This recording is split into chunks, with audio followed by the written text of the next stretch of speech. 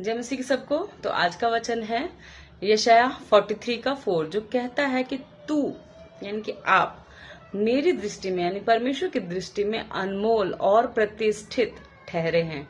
परमेश्वर ने हमको अनमोल क्यों कहा? क्योंकि परमेश्वर ने हमें अपने जैसा बनाया है। और अनमोल वो चीज होती है जिसका कोई मोल नहीं होता, जो हमको अपनी जान से भी ज्यादा प्यारा होता है। किसी बेकार चीज को हम अनमोल नहीं कहते। अनमोल ऐसी चीज जिसे आप खोना नहीं चाहते। ऐसा ही परमेश्वर ने हमारे साथ रिश्ता बनाया है कि परमेश्वर ने अपने पुत्र को भेजा कि हमारे लिए जान दे। यीशु मसीह ने हमारे लिए जान दी है। यीशु मसीह ने हमको अब तक संभाल के रखा है, खोने नहीं दिया। वचन कहता है कि उसने हमारा चेहरा अपनी हथेली पर खोद कर बनाया है। उसने हमको नाम लेकर बुलाया है। जब हम पापी ही थे वो हमारे लिए मारा गया।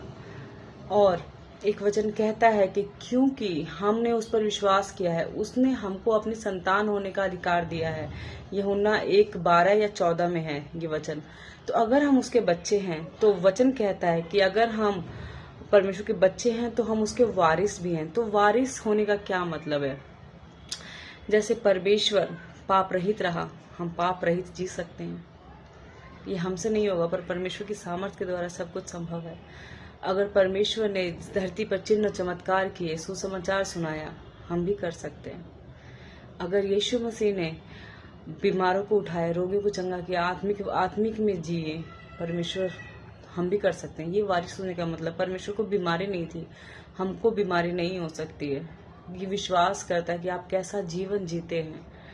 और वचन कहता है बहुत बार बीमारी आपको नाश करने के लिए नहीं, पर परमेश्वर की महिमा के लिए आता है।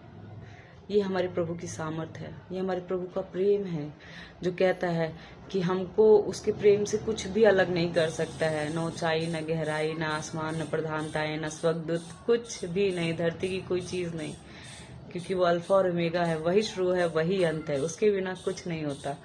तो आप याद रखिए कि आप उसकी दृष्टि में अनमोल और प्रतिष्ठित है, बेकार नहीं है, बहुमूल्य है। कोई मोल नहीं दे सकता उसका। उसने आपको खून बहाकर खरीदा है। प्रभु पर विश्वास करें, प्रभु के प्रेम में बढ़ते जाएं। प्रभु सबको आशीष दे। आमीन।